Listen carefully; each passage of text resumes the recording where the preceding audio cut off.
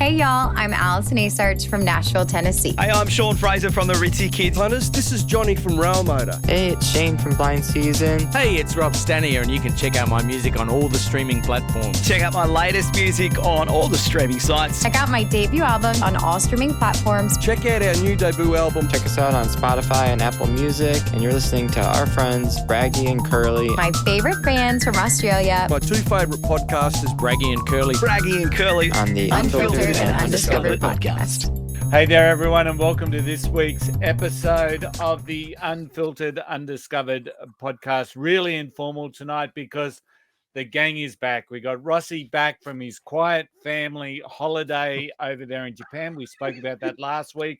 Totally disrupted by those lunatics out of Psychotic Turnbuckles. The crazy men. Who kidnapped crazy those guys. Who kidnapped young children to be their referee. It was just incredible. And how are you, Rossy? We've missed you. I think I'm pretty good. I'm still just processing what I've seen. And of course, we got Braggy in Adelaide. How are you, my friend? I'm awesome. It's very cold here today. I've been batching for a week, so there's dishes in the sink. Do you keep on ringing the food bell and no one turns up? Yeah, no one shows up. Walking around in my jocks all day. It's fantastic. But there is cricket. There is cricket to watch. Yeah, there is cricket. Now, Rossy, I was just saying before to Curly, we're recording this now and the cricket's actually on. If it wouldn't happen if St. George were playing, would it? Not this time of the year. St. George never play this time of year. Yeah, and the way there's no mad Mondays for them either. Yeah, the way St. George have been playing anyway, it would not make a difference. Hey, no news tonight, but I guess we want to hear all about. He's got the belt. We want to hear all about. Japan before we get started, Rossy. Japan has the most polite people in the world. They are delightful. We had such a delightful time. The Japanese people. At one stage, we got lost. Right, we're trying to find the viewing platform to see Mount Fuji. Like you've been to Japan. If you can't find Mount Fuji on the island, you've got big problems, right? Yeah. Anyway, we've got lost in a colossal way. We've ended up on the wrong bus. We've ended up in the end of the bus line. There's like all of us sitting on this bus. The bus driver wasn't going to move till we got off, right? We're trying to talk to him. He couldn't understand a word we said. I've looked up Google Maps and decided that we're going to go back to our point of demarcation where we knew we were on track and we'd start again. We got all the way back there. Yeah. We're standing there looking lost, and this young woman, about 20, came across and she goes, "Are you all lost?" And we've gone, yeah, we are. Japanese girl. And she goes, "Right, okay. What are you trying to do?" And we told her we want to get to the Mount Fuji viewing platform, which is there. And she goes, "Okay, I'll show you." So this girl grabbed the whole gang of men and women, walked us down to the nearest train station, caught the train with us across 2 stations, walked us down to the bus stop, waited for half an hour till the right bus came, got us on the bus, spoke to the bus driver, and then waved as we drove off. Oh, wow. That's awesome. And that's the sort of experience we have with Japanese people everywhere we went. Yeah, it's unbelievable, isn't it? I got lost at Shinjuku Station when we were there in 2020. Guys, excuse me 1 sec. I just got to do something. Okay, see you, Braggy. See you, Braggy. And you know, Shinjuku is just a madhouse. It's like an airport. There's 200 entrances and exits. There's 8 levels, and it was just full on. And it was the only time in my life that I seriously thought that I would break down and cry. So, but my wife, who's pretty clever because she ultimately married me, she worked out just by looking at maps and whatnot, and we got out of there that day. But from then on, we remembered every time the entrance that we came in, and the exit, so we knew exactly where we had to go. Well, that's it. Like they say, 3 million people pass through Shinjuku every day, and like there's all these private rail lines. That's the problem, is that every rail line is privately owned. So if you want to go from one train to the other, you have to go out their gate and into the gate of the new station, or the new train. So you disregard the names of stations because you can't remember them anyway, and you go colours and numbers. That's all you can do. Colours and numbers. That's it. Colours and numbers and exits, and like you say. I went to Shinjuku a dozen times, and I kept on trying to come out the right way. I could never find out where I was coming out. I was going, I thought it was around here somewhere. Colours and numbers going to be hard for a bass player, isn't it? I mean, and to get up to 4, you only go to 4. Well, you do after that. Yeah, I know. Line 16 is like there is no number 16, is there? Is that 4 times? Do I have to go like that one? That's 4 bars. It's incredible.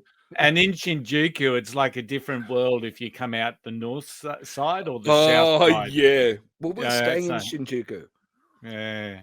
We're staying in the red light district of Shinjuku. And as we're walking in for the first time, they've got these speakers in the area going, "This is a message from the Shinjuku Police Department. In this area, there are touts. The touts will try and encourage you to go to adult entertainment places. If you go with them, you will be ripped off. Please disregard touts." And they said it in like half a dozen languages. I recorded it. I want to send it to one of my mates as a ringtone. Oh, that's so cool. Did you go to the Golden Gay District? Yeah, we're right next to it. That's where oh we were right my God. there. I know exactly where you were staying. So Yeah, we're around the corner from the Godzilla Hotel, the Hotel Gracery. We went up and met Godzilla and we did everything we possibly could all the time. I went to Guitar Street, which is a street in Shinjuku, which has 2 sides of the road just have guitar shops for the 5 levels of guitars. And of course, look, I ended up bringing a new one home. I saw that. Yeah. The Lemmy machine. Rickenbacker 4003, which I first really, really loved when I saw Paul McCartney playing one. And I'm going to see Paul McCartney on Friday night, actually. But Paul McCartney, it's on Joe Jackson's Look Sharp, that album. The first Midnight Oil album, the second Midnight Oil album, that's all Rickenbacker. There's so many records I love. And of course, every Motorhead album of all time. They're just beautiful. I've always wanted one. And when I found it, it was in my hands, and Shona and Angus are like going, you've got to buy it. And I'm like going, I don't know. And they're going, buy it. What a wonderful wife. You got to buy it. You got to buy it. Now, Rossy, it's remiss of me if I didn't say that those pesky turnbuckles were also there at the same time. And I believe you went and saw them a couple of times. I did see the turnbuckles because I work for a management company and they were part of the same company. So I kind of know some of those guys. Is that why they follow you everywhere? Look, they're just lunatics, They're just, I know. They're crazy. They're more like a football team on an end of year triple A than a rock band, I think. I would believe that. Yes. But Jesse got inducted into the Japanese Wrestling Hall of Fame, which was he was very proud to be inducted in, and they defended their title against all comers in Japan, and they're still they're now, as well as Intercontinental, they own the belt, and they actually took on Godzilla. And Godzilla conceded. The turnbuckles v Godzilla. Wow. Yeah. That would have been a sight to behold. Yeah. It was extraordinary, and like we just tried to keep our distance from them as much as possible. Like we'd see them coming, because you can see the green hair coming a mile off here. It's like, here come those guys. I go, I'm getting out of here. You and Shannon just wanted a quiet holiday. We did. Luckily they didn't know what hotel we were staying, and they didn't know and Angus kept on disappearing. We couldn't find him a lot of the time. He was being kidnapped by him, Ross. I didn't know that. Yeah, they were forcing him into like indentured slavery, making him work. Yeah, putting him on a black and white T-shirt. He's a wrestling referee, which they like a young referee, because then they can do all their tricks, and he turns his back and they hit someone with a chair. That's what they absolutely. Like. Well, there's a belt that they don't get, and they will never get, Rossy, and that's Curly's belt. So they'll come looking for it. They know that belt exists. They'll come looking for it. Don't tell them where you live. They'll be back. All right. Now tonight we're doing a little bit different. I'm doing the Who Am I, and so I won't have the intro music. And it's the answer. Braggy, Brian Eno. Oh shit! No, Ron Pino. No, it's not. Okay. But it might be Brian Eno. No. So, and Braggy's doing his 5 songs of I've forgotten the title, Braggy. Songs of Meaning, but it's not That's really it. Songs of Meaning because it's too hard for that. So it's just 5 songs that. Braggy really likes. Yeah. No, it's not even. Well, yeah, it's 5 songs that Means changed something. the way I thought about music. Maybe. Oh, cool. That's really. And going back to Brian Eno, do you know what his biggest hit was? Oh, I do, but it slips me at the moment. So No, his biggest hit was, in fact, the Microsoft sound. Oh, The sound that booted on Windows was Brian Eno. wow. The most That's a played. great bit of trivia. There you go, right there. that is huge. That is huge. So, Braggy, do you want to kick us off Yeah. Okay. with your 5 songs of meaning? So, what we'll do 2 songs. We'll do a Who Am Bit of I? Who Am I? 2 songs. Who Am I? 1 song, and the final bit of the Who Am I? How's Okay. that? That I sounds haven't good. even got a run sheet in front of me, so we're just making Oh no! Oh, here we go. Anything could happen. Chaos. Chaos Anything will can happen. ensue. Rossy, great to have you back, mate. Thanks, Yeah. mate. It's lovely to be here. I'm awake. I feel like you're still at the same tempo as Tokyo. Yeah, a little bit like that. Yeah, it is a high-paced world. Like, it is a city that never sleeps, Yeah. and so am I. I was up at 5:30 this morning. Yeah, you're still at that tempo. Back at yeah. work. Bang. Yeah. Okay, boys, I'm taking you back to. Well, I mean, this song was written in 1968, but for me, I think it's about 1974. So I'm 10 years old. My brother's 8 years older than me. He's a basketball player, so he hangs around a lot of Americans, and somehow or other he gets hold of all this southern sort of swamp music. And one of the main records is Tony Joe White. So that's kind of the first. This is kind of the first time I get music. I go, oh shit, this is cool. This is a thing. So we're going to do Tony Joe White, Poke Salad Annie. And I love a story, and I love a bit of comedy in music as well. And Curly, when you listen to this, you might it might remind you of one of the Rail Motor songs, just from the intro.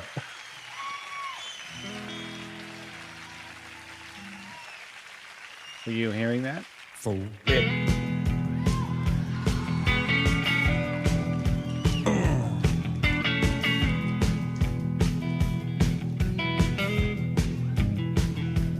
Like there was for some folks that came up from Corpus Christi.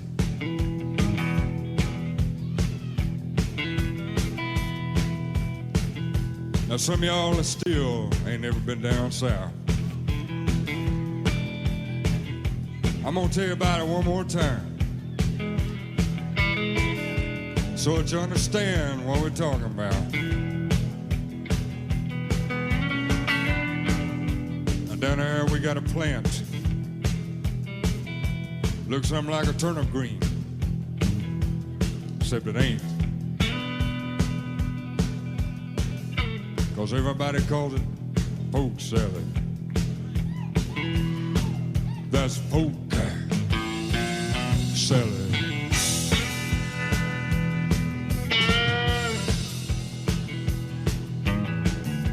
Now I used to know a girl lived down there. She'd go out in the evenings and pick her a little bit of it, carry it home and cook it for supper. And if she had any left over, she'd hang it out on the clothesline and dry it out and smoke it.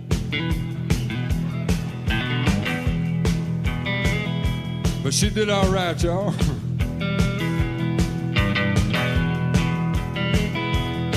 I slept down in Louisiana, where the alligator grows so mean. There lived a girl that I swear to the world made the alligator look tame. Poke salad Annie, poke salad Annie. Everybody said it was a shame, cause her mama was working on a chain gang. A mean, vicious woman.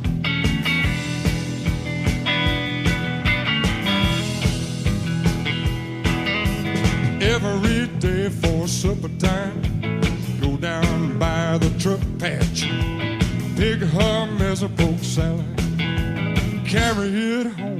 toe sack, cook salad, Annie. The gator got your granny. Chomp, chomp. Everybody said it was a shame, 'cause her mama was working on a chain gang. Richard, spiteful, straight razor-toned woman.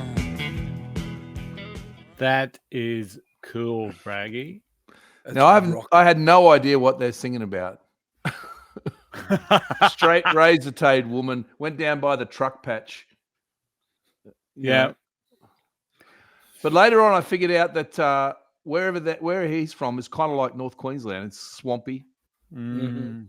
Instead of alligators, they got crocodiles. It's kind of slow and humid. The people are really lovely, but they're a little racist. True.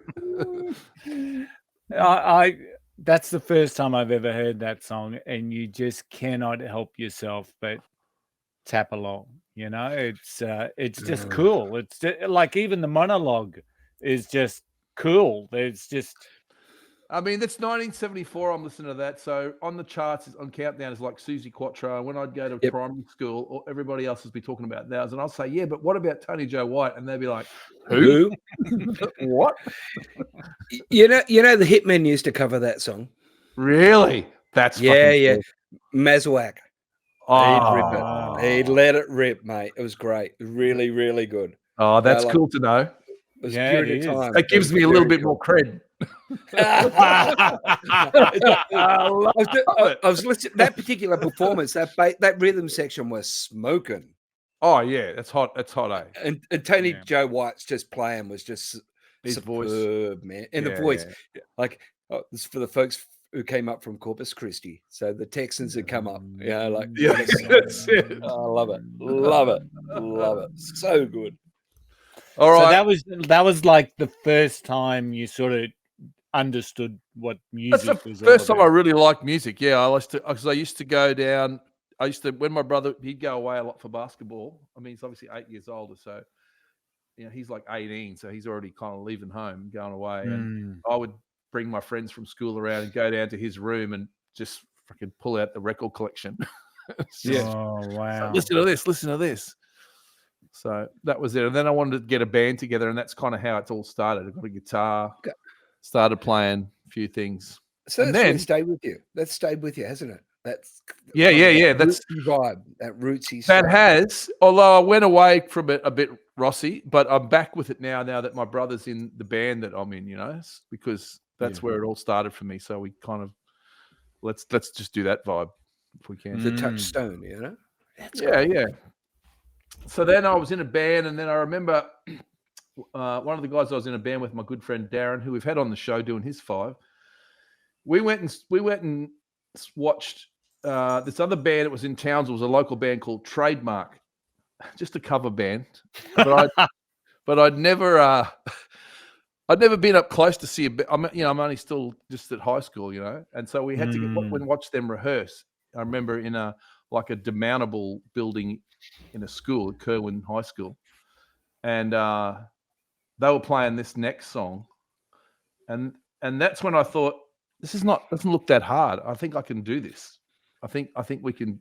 Just to be up close to see how the band worked, not watching Countdown, just to be in front of these guys, these older guys playing and rocking out. Yeah. So, and this is a band from WA. I don't know really what happened to these guys. Rossy might know. But yeah, and interestingly, this same song was it went into the charts at some level, but it was interesting because I saw a band called the Skid Marks on the Gold Coast cover this song incredibly well. A lot of bands in Townsville covered this song and covered another couple of these guys' songs.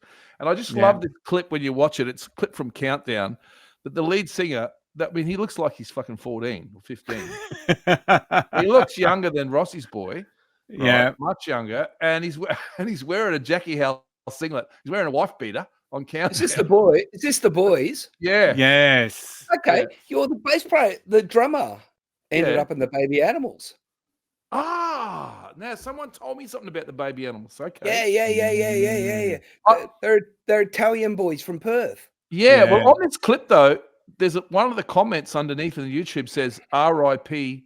and it's got 2 names. Brent, So- yeah, two of them have passed on. Wow.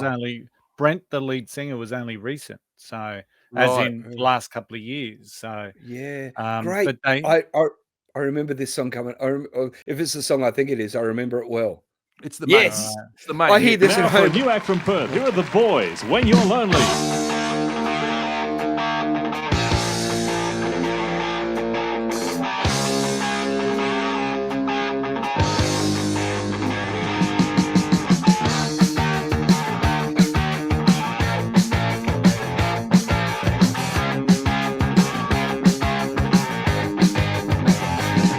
We were drawn together by an understanding of each other's tragedy. You had eyes for him, I had eyes for her. We had eyes we couldn't see. But then I caught on in my own little way and tried to make a dream come true. And it's been such a long time, I'm not sure what to do. It just goes, when you're lonely, I hope. When you're lonely, just goes. When you're lonely, I hope. When you're lonely, I really don't know if I need your love. I know I need your company. I guess I'm not a pretty sight, but could you stay with me? Well, you can use me if you want to, babe, 'cause you know I wouldn't mind. I guess I've always been that way. I guess I've been behind. It just goes, when you're lonely, I hope. When you're lonely, just goes.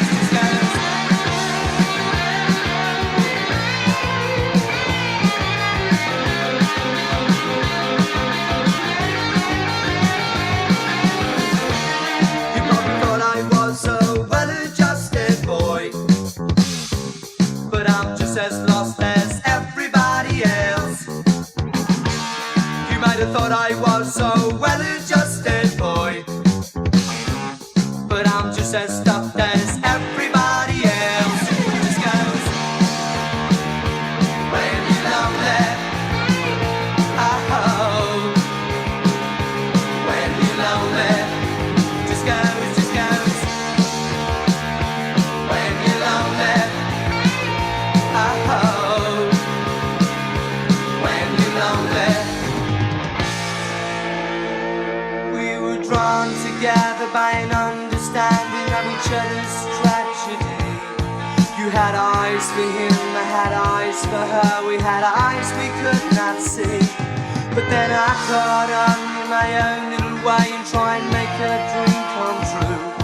And it's been such a long time, I'm not sure what to do. It just goes, when you're lonely, I hope. When you're lonely, just goes. When you're lonely, I hope. When you're lonely, when you're lonely, I hope.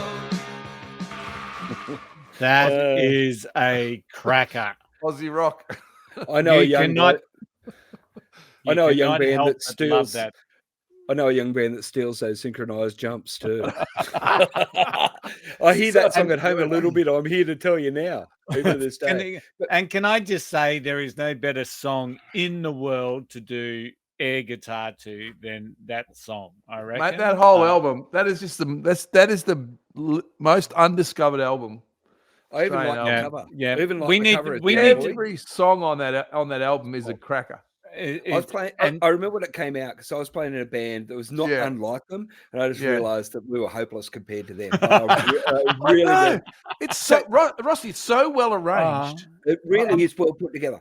Yeah. Frank from the Baby Animals was drumming about 81 to 83 in that band, and then later on, Eddie, the bass player from the Baby Animals, joined them as well. because they're mates. They grew up together.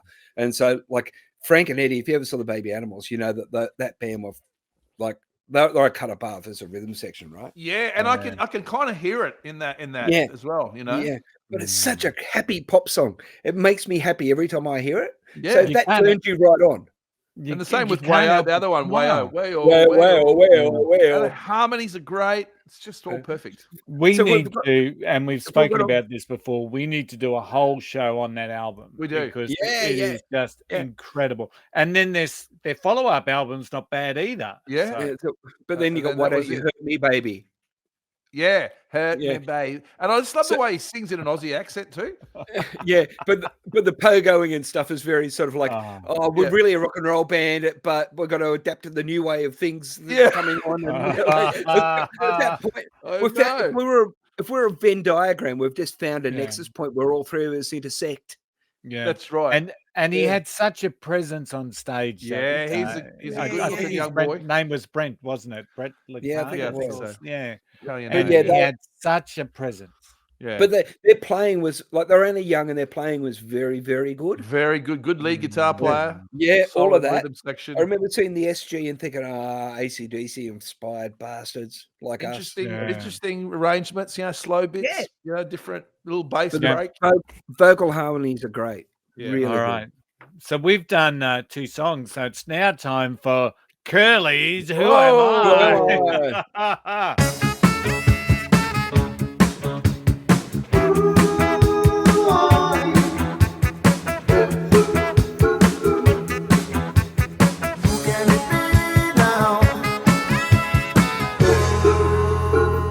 Let's see if I can do it as well as Braggy. So I was born on the 20th of December, 1957. Yep, got Any ideas? Any ideas?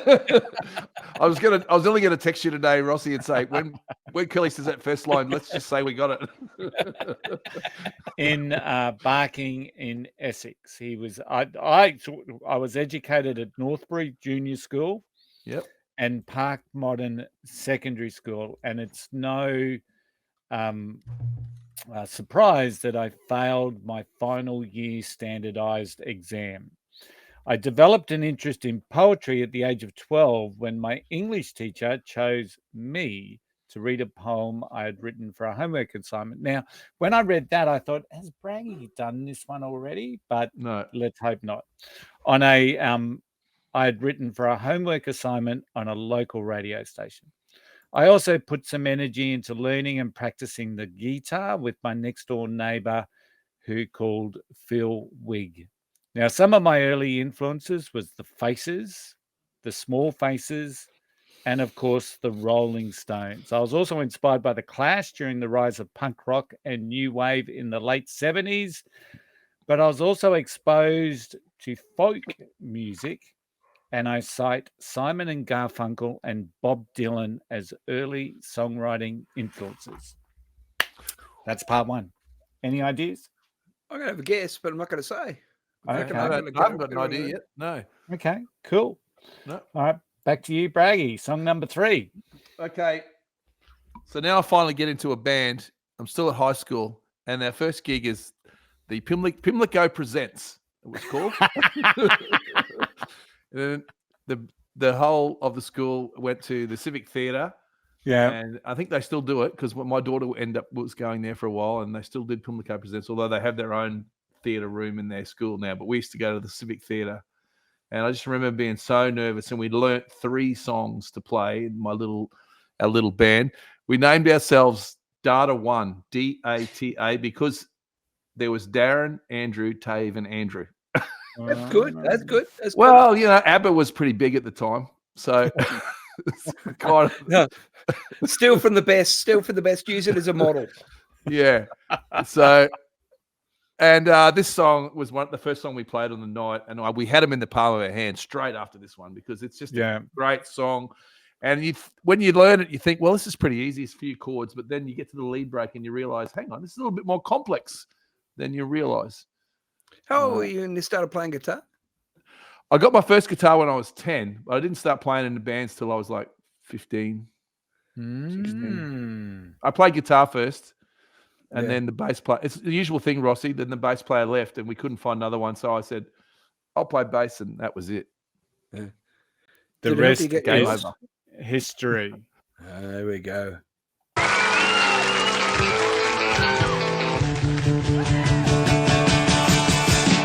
can't lock away the bad memories together. Close the doors to the past forever. Watching you touch with past this much. I'm alone with you tonight. I'm alone with you tonight. I'm alone with you tonight.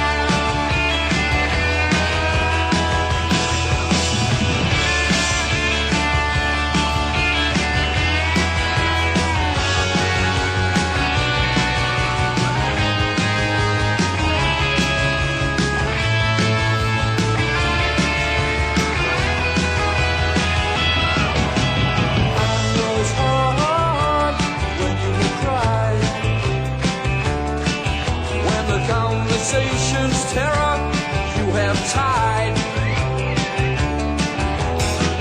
Making out, you still don't know. All I have is alcohol, so let me go. I'm alone with you tonight. I'm alone with you tonight. I'm alone with you tonight.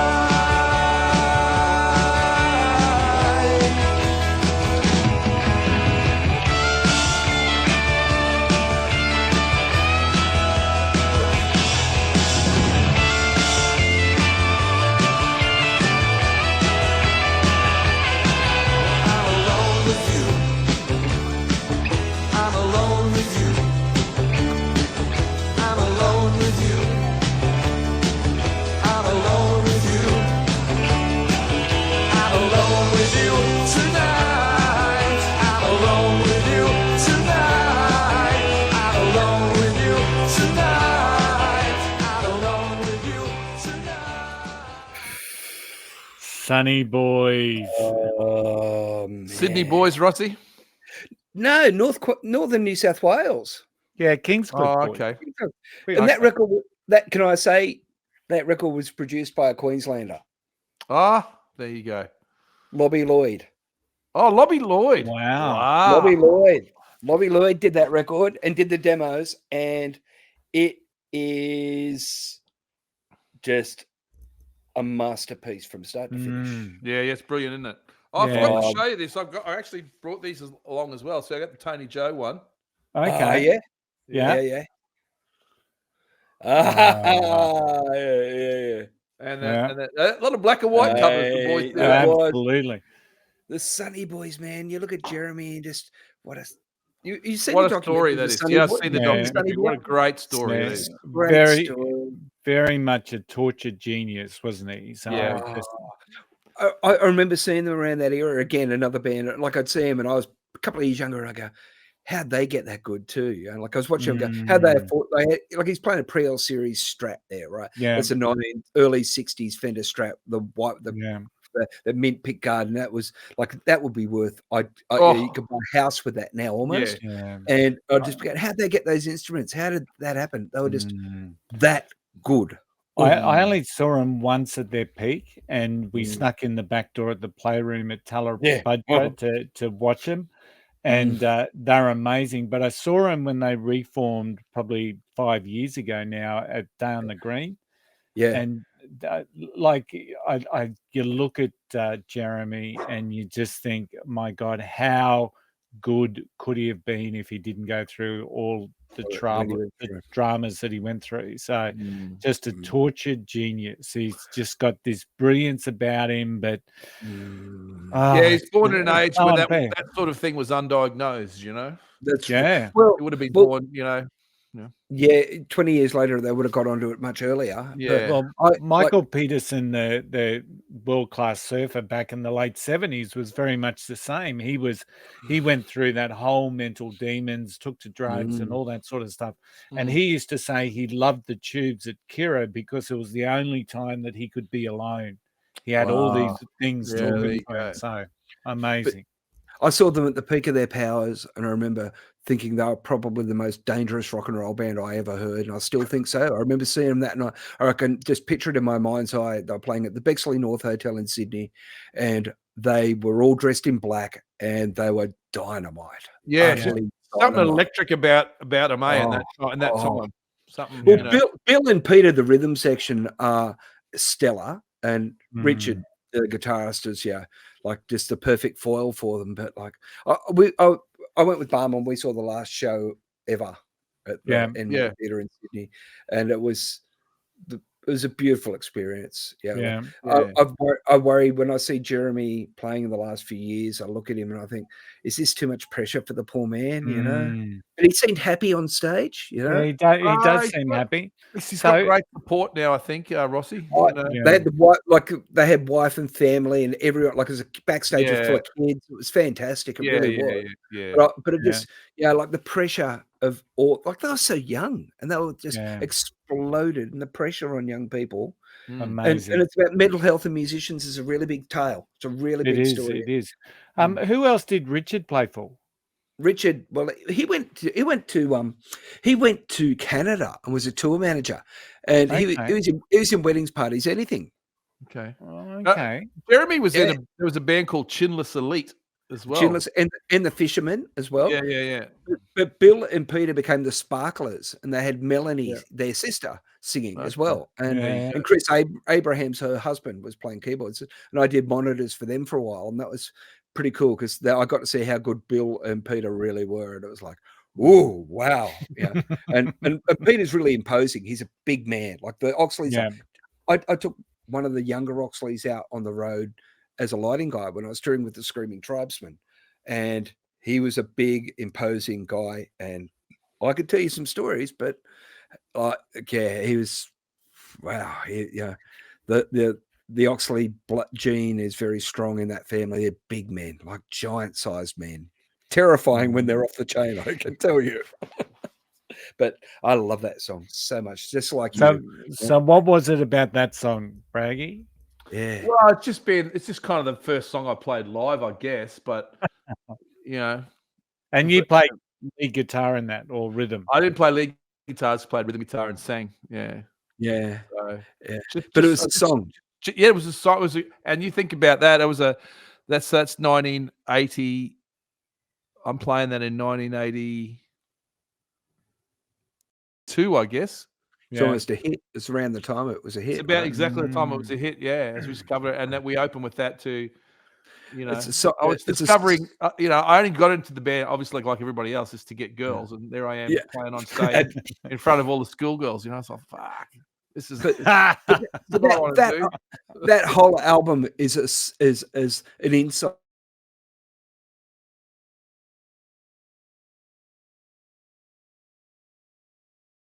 Homage to that particular song in I think it's God Bless, isn't it? So he shared some of the lyrics out of the Sunny Boys. God bless the Sunny Boys. And I have been told at one stage in the early development period of the Sunny Boys that they auditioned a lead singer to replace Jeremy so he could just play guitar and write songs, but it did not work out. Right. And do you know who that singer might be? You tell us. Rob Younger. Oh, wouldn't that have been interesting? Yeah. Well, there's Birdman all the way through the Sunny Boys. Yeah. That's my sources, and very good sources have given me that information. I've still got cred. Massive. So Mazawak would have had another bone to pick with someone. So sorry, Chris. That's the way it's come up in every song so far. Well, yeah, like but that's the thing. Like they did have a bit of Birdman in them, and that's the Queensland. Like that Kingscliff. Yeah, like what a band. But everyone from that era, had a bit of Birdman in them, didn't they? Yeah, well, one of my favorite Sonny Boys songs is Happy Man. Happy Man. Yeah, Happy Man. Yeah. So isn't that just a typical sort of depressed sort of male? Because I'm young a happy male. man, yeah. But I've got a Spotify playlist, as everyone does, and the Sonny Boys come up through it all the time. And that first album, it's full of it. And you're like, I Can't Talk to You. All the songs on that record, you listen to the lyrics, and the lyrics are just so poignant for Australian men. It's a picture of Australia. Yeah, absolutely. Such a great song. I Need a Friend. Yeah, all of that. Yeah. And it had an eloquent turn of phrase, Jeremy. Still does, but it's an eloquent turn of phrase and an honesty. Genius. Honesty is the whole. We're going to skip forward quite a few years now. So you're establishing yourself as a muso, and you're now playing in boring cover bands, really. The reason I picked this one is because I met this girl, Yvette, and I married her, and we bought a house. We actually bought her father's house, and at that time, she was managing like a wine bar that was downstairs to the pub where I was playing. So both of us were like getting home at 3 a.m. So essentially, you married a girl who ran a pub. Yeah, living the dream, mate. Living the dream. She was a barmaid when I met her, Rossy. She was a barmaid. She used to be able to have 4 pots of beer. A pot is a 10 ounce, by the way, Rossy. It's like a beer except smaller. She could hold 4 pots in one hand and pour them. And she's only a little girl. She was excellent barmaid. Wow. Excellent wife. Lovely. I love her to death. Anyway, we're both working at the same pub. So I'd get home a bit earlier because she'd have to stay and finish the till. So it'd be like 3 a.m. And they'd have other bands there in one of the other rooms. And one night, I think it was Things of Stone and Wood or someone like that played. And the guy who was the tour manager, whoever, I think they were a Sony artist. I'm trying to remember.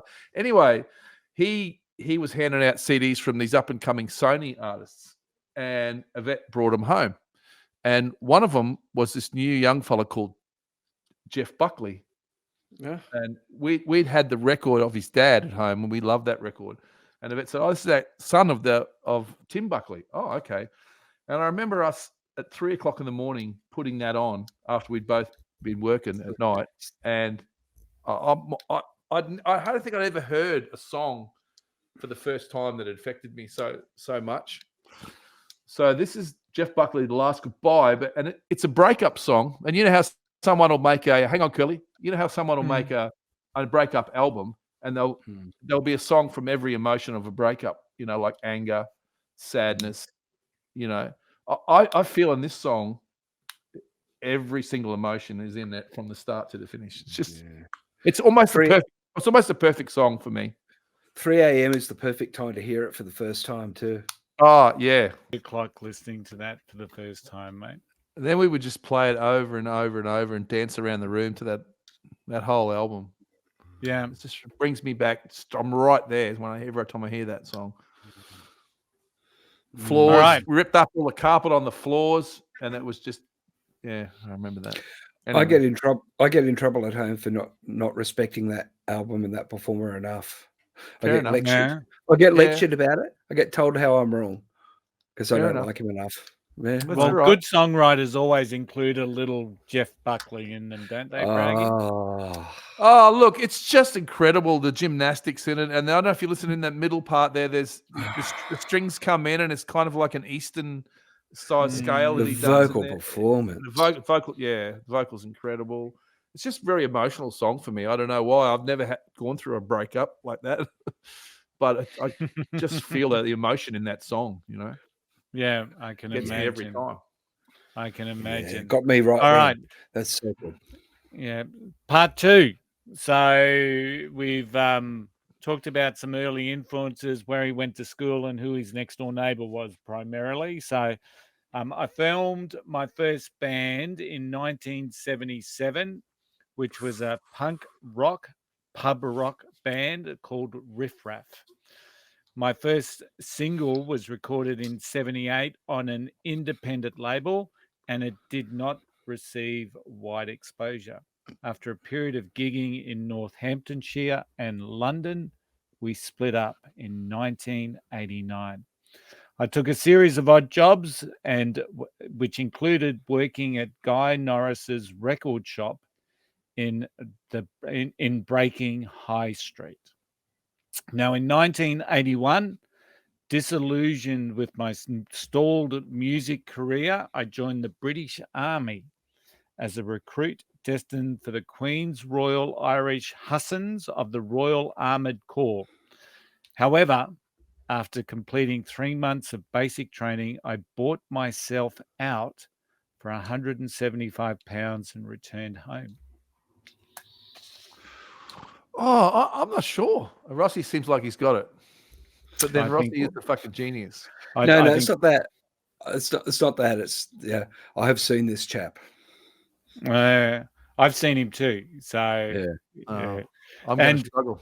And all the big hints are in part 3, Braggy. So yeah, that's how they should be, mate. You're doing it perfectly in the format. You'll get him. You'll get it. You'll get it. You'll get him once I start talking some of the key ones, right? I want to hear song 5 because I've enjoyed the other 4 so far so much. Yeah, absolutely. This last one I chose because I'm a big lyrics person, but I didn't become a lyrics kind of guy till later on. I think when you get older, you start to put a bit more emphasis on the lyrics. So this song is a song by Leonard Cohen, but it's not performed by Leonard Cohen. It's performed by another guy, you'll see. Because I think he's kind of like Dylan in some ways. Other people do their songs better. You know what I mean? Mm-hmm. This is such a simple, as far as lyrics go, as far as poetry goes, it's a simple song. It's verse, chorus, verse, chorus, verse, chorus. 3 verses, 3 choruses. All the choruses are the same. All the verses are just 4 lines with the last word rhyming every time. So it's as simple as you can get, right? And I just, before we play this, I just want to read part 1 of these verses to see, because Leonard Cohen, sometimes he would agonize for months over one line. You know, he would just, that's how much emphasis he put on the thing. And so this is a song about lost love. And the middle verse, it's 4 lines, right?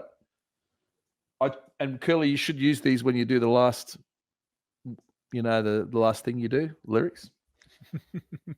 I choose the rooms that I live in with care. Like there's no word you can take out of that or put into that. That's just the perfect amount of words. The windows are small and the walls are bare. So straight away you get a sense of being alone, yeah? Mm. There's only one bed. Now, he could have said there's only one chair. Obviously, that's obviously one. But he doesn't. He says there's only one bed. There's only one prayer. And then I listen each night for your step on the stair. To me, that's just genius. I don't know if you guys think the same, but it's 4 simple lines, but they just create such a picture.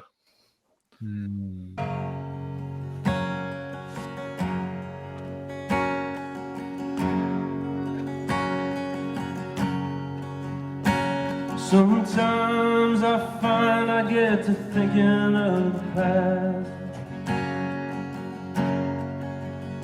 We swore to each other that our love would last. You kept right on loving and I went on fast. Now I am too thin. Love is too fast,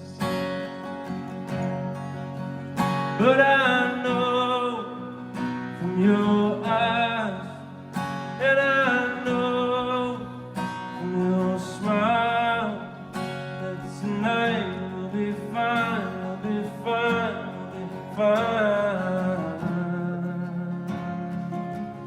for a while.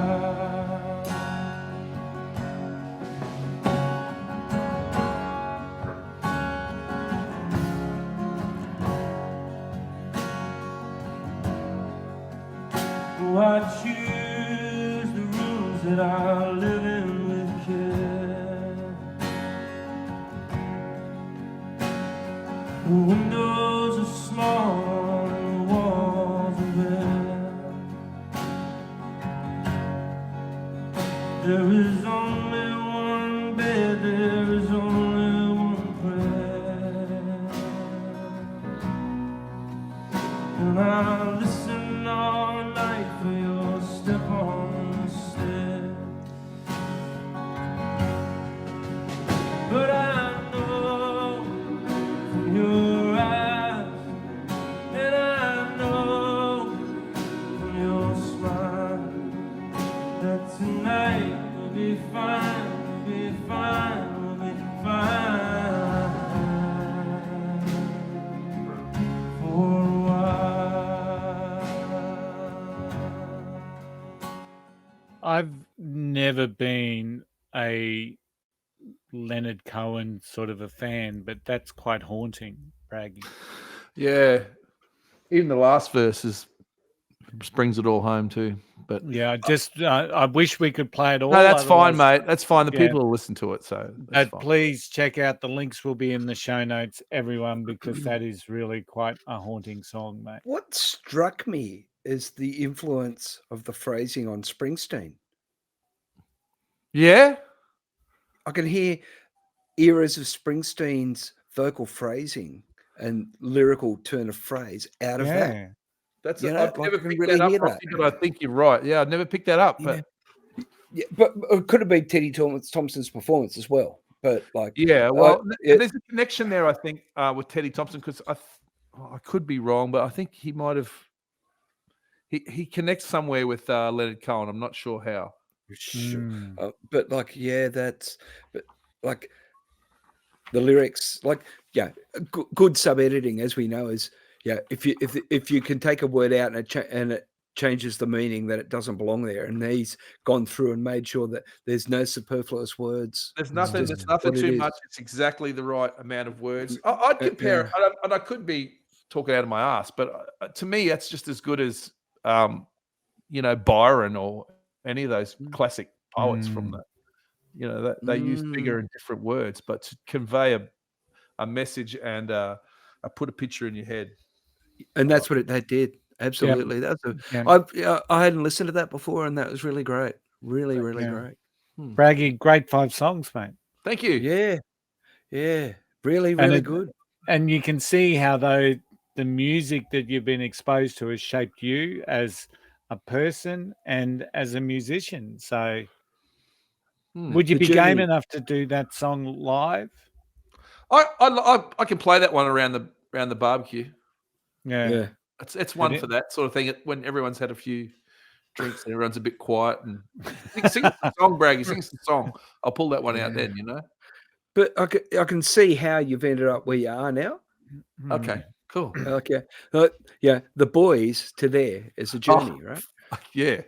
Yeah. But I love it all. That's why it's so hard, isn't it? I mean, it is. You guys have both done it. It's impossible, really, to pick 5 songs, to narrow. As someone who's been into music their whole life, it's impossible to narrow it to If 5. I did it tomorrow, it'd be a different 5. Yeah, me too. Like my favorite albums change every freaking day or every, Yeah. Yeah, and some hang around. depending on the way you look at it as well is always a something different, isn't it? So And you're still discovering stuff like on this show. People come on and you go, fuck. Yeah.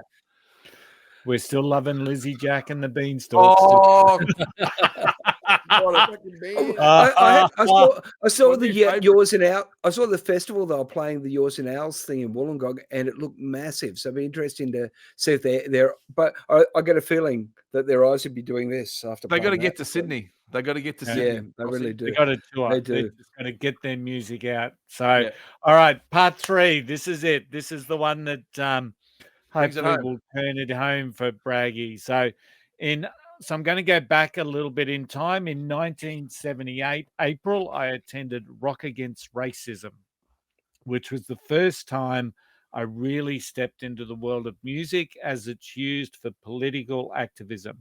The experience of the gig and the preceding march helped shape my left-wing politics, having previously Okay. turned a blind eye to casual racism. After leaving the army, Got it. Yeah.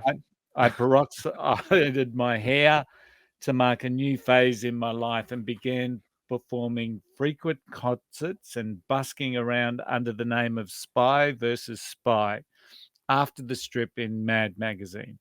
My demo tape initially got no response, but by pretending to be a television repairman, I got into the office of Charisma Records A&R man Peter Jenner. He liked the tape, and Life's a Riot with Spy vs. Spy was the ultimate release. And this 12-inch EP was unconventionally cut to play at 45 RPM. Though never released as a single, I am perhaps best known for a song, A New England, which increased in fame as it was recorded by Christy McCall and became a top 10 UK hit in 1985. After her untimely death, I've continued singing the additional verse that she added to honour her. My discography covers more than 12 albums, and I'm best known for the political activist bent of my songwriting. My politics were honed by the Conservative Party's 144-seat majority landslide at the 1983 general election.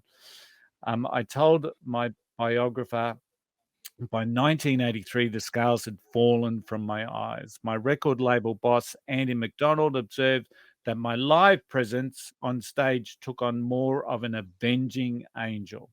I was at the forefront of music's influence on the 84 miners' strike and played many benefit gigs in towns close to the coalfields, such as Newport and Sunderland. My albums include Talking with the Taxman About Poetry, Workers' Playtime, Don't Try This at Home, and The Million Things That Didn't Happen. I am... It's my brother. Yeah, the other Braggy. It's the other Braggy, isn't it? Billy Bragg. Well done, Curly. That was good. Billy That's very Bragg. good, Billy. That's really good. I never knew the army story, hey? So Nah, and he No, pulled I his didn't way know out of that. the army. That's interesting. know that. I saw it with Wow. Wilco when he was out here with Wilco. yeah, Oh, yeah. It's mate funny, of you mine- know, in the Rail Motor, we call each other by our middle names, and my middle name's William, so I'm Billy. Is that right? And Oh, no. yeah. Okay. And that had absolutely no influence on why Yeah. I chose Billy. Well done, Curly. I was thinking of someone that could do a little bit different, and I might stump Braggy for a bit. So I did for a little bit, but as soon as I said political activist, bang, straight onto The it, left-wing wasn't it? political folk. Yeah. There's no one else. I had to know that one. Yeah, I think you got it early too. Yeah, Rossy, Rossy Yeah, just Mike. slightly. I'd have to hand in my card if I didn't know that. All right, it has been Oh, great. It's been a great show, Braggy. Thanks for your 5 songs worries. Yeah. of Thanks, Billy. meaning. Rossy, it's always good to get back, and maybe one day, because you've got this tight connection with the Psychotic Turnbuckles, maybe we might get Jesse on and challenge him on online or something. I don't know. How would that work, do you think? That terrifies me, to be frank.